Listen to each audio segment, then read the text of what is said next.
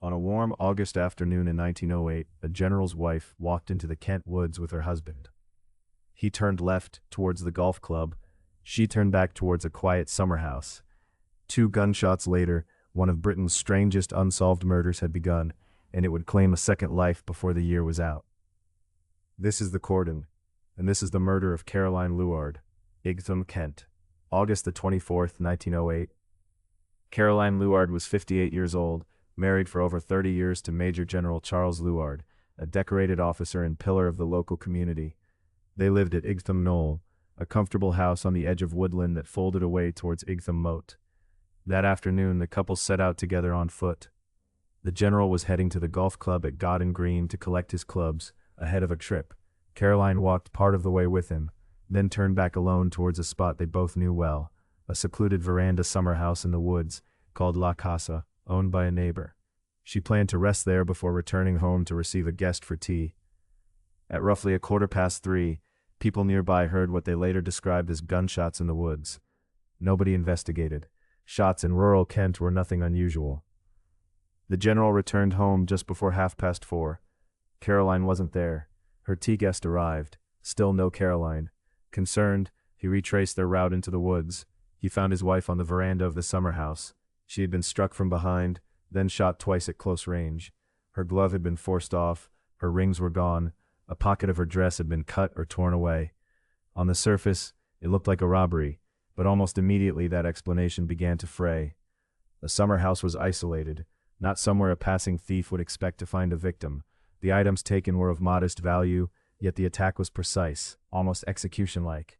2 shots, close range from behind. If this was an opportunistic robbery, it was an extraordinarily cold one. The inquest heard the timeline in detail. Witnesses placed the general on his walk to the golf club, and multiple people saw him along the route at times that made his involvement effectively impossible if the shots at 3:15 were the shots that killed his wife. The coroner's jury returned a verdict of murder by person or persons unknown. But in the absence of a named suspect, the village found one anyway. Anonymous letters began arriving at Igtham Knoll, cruel, accusing letters, telling the general he had killed his wife and escaped justice.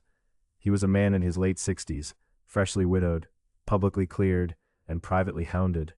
Friends said the letters broke something in him.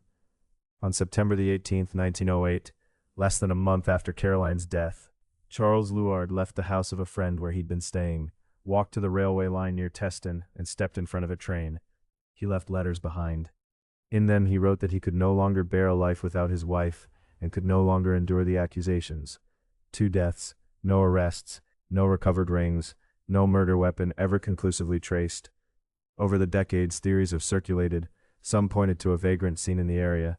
Others, years later, tried to connect the case to John Dickman, a man hanged in 1910 for a shooting on a Newcastle train, a theory built on circumstance and coincidence, never on evidence, and treated by most researchers with heavy skepticism.